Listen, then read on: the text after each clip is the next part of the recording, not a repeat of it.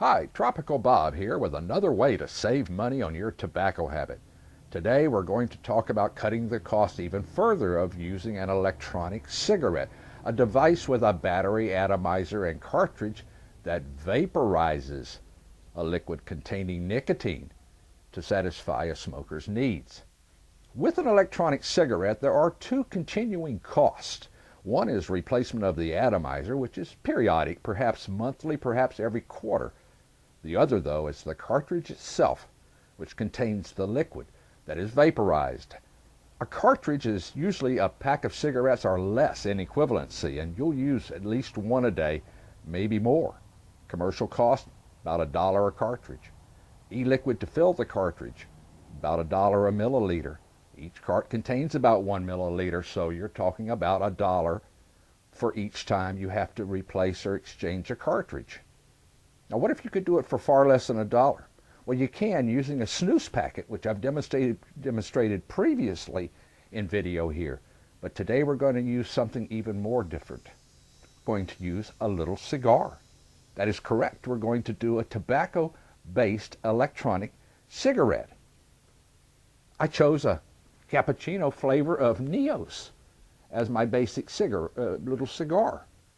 The major consideration here is that the little cigar should fit the cartridge core. It has to slide in. Look at the size of this baby. Can you see that? Cigars are measured in what's called ring size.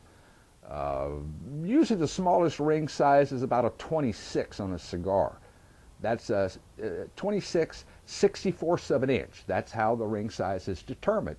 A standard cigarette has a 20 ring size. Well, the ring size that will fit into our cartridge core is going to be less than 20. A standard cigarette just will not slide in. Plus, you're going to have the paper, even if you use something like Capri or Virginia Slims. So I went for the smallest cigars I could find, and these Neos, they're called, have a 17 ring size. 17 ring size. They slide perfectly into the 801 pin style cartridge core. All right, we've proven before that inserting a snooze into our cartridge core produces a nice flavorful vapor, probably balanced in terms of nicotine and the other alkaloids in tobacco, and that is an important fact to know. We need a carrier, a creator of vapor. Tobacco itself won't vaporize easily, especially at the temperatures in an electronic cigarette. So we're going to have to use either propylene glycol or vegetable glycerin. Vegetable glycerin is very easy to come by at your health food store. And in this spoon right here, you see a little piece of little cigar that has been soaking overnight in vegetable glycerin. It was slow to absorb it. Now, the vegetable glycerin will not, of course, add nicotine or add anything to the vapor. In this particular spoon, you have a piece of cigar that has been soaked in 48 milligram per milliliter nicotine, e-liquid nicotine solution. This is a very, very powerful solution, very high nicotine content. And we should transfer the flavor of the little cigar along with the nicotine and the whole tobacco alkaloids to the resulting vapor. This will give us a better experience, far better experience as a matter of fact, than simply using commercial e-liquid. Speaking of special liquid, a chemist friend of mine he has extracted whole tobacco alkaloids and nicotine in balance, in proportion, into a liquid that we've been testing. This follows notes from people that something is missing. Something is missing with e-smoking. Many people are satisfied for a few weeks, perhaps even a few months, and then all of a sudden they want a cigarette again. Something is missing.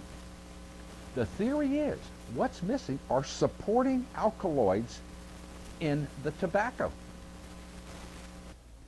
So something is missing. Something is missing in the commercial products, the big pharmaceutical products, and that something might be other alkaloids contained in tobacco. So my chemist extracted everything in proportion, the nicotine, the whole tobacco alkaloids, in about a 95 or 90 to 10 or 5 ratio, and put them in very clean liquid and sent it to me for testing. I will tell you, this has a real kick. This has the first after feeling after electronic smoking that you had after cigarettes.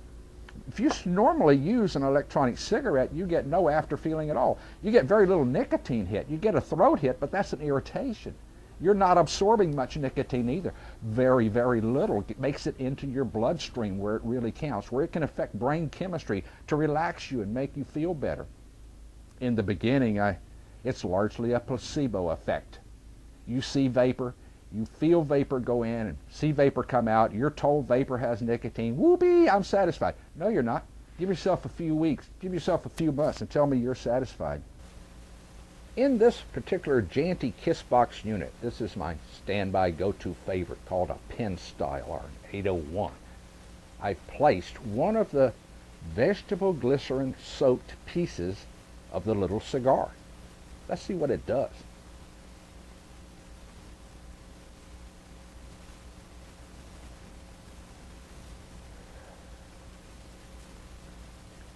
I've been trying this for a while. This is not my first inhalation. This thing tastes like a cigar. I seem to get full satisfaction from it. Can't be sure yet. I want to use it all day and see if I get some kind of nicotine afterglow. But I think I'm getting proportions of tobacco in the vapor produced by this soaked little cigar, unlike that of commercial e-liquid. Commercial e-liquid fell for the same thing big pharmaceutical did. It's the nicotine those addicts need. Let's provide the nicotine and they'll be happy. Nicotine's not the only thing that the addicts need. The addicts are addicted to smoking, not to nicotine. Smoking involves everything in the smoke that has an impact on brain chemistry, plus the visual and hand-to-mouth stimulation. All right, we've got the visual, we've got the vapor, we've got the nicotine. We don't have the rest of it. Now, with this method, we have the rest of it. Keep in mind that what we want in a liquid, particularly a liquid like this, and what my chemist succeeded in getting, is everything desirable to the body that is not the byproduct of combustion and therefore carcinogenic. Okay?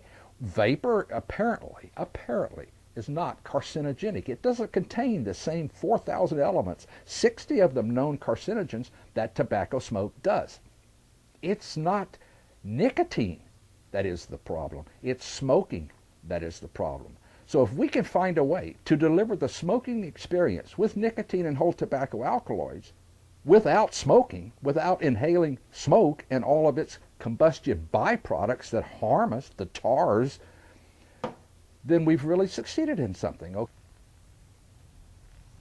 The interesting thing about the 48 milligram whole tobacco alkaloid liquid that we've discovered in experimentation is the level of satisfaction lingers.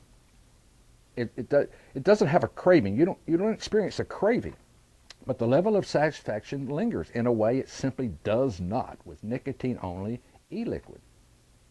Now, if Big Pharmaceutical would admit that there might be something more to the smoking addiction than just an addiction to a single substance, nicotine, then they might succeed with a nicotine replacement product that did better than help 1 out of every 10 people trying it. Of course, it's a $14 billion a year industry for them, so they're pretty happy with the way things are, and they're happy to pull the wool over your eyes about their products being a way off of cigarettes. No, they're a way back to cigarettes for far too many people who might find a way off of cigarettes with a alternative that really worked. And I think we're very close now with either the tobacco smokeless cigarette in the mold of the Premier and the Accord and the Heat Bar and the Eclipse, marketed long ago by Big Tobacco, but a complete failure because they used a charcoal tip to heat the cigarette tobacco inside. We now have a modern technological way of heating the tobacco inside. So we don't have to rely on a drug. We can rely on tobacco in the form of little cigars or snus.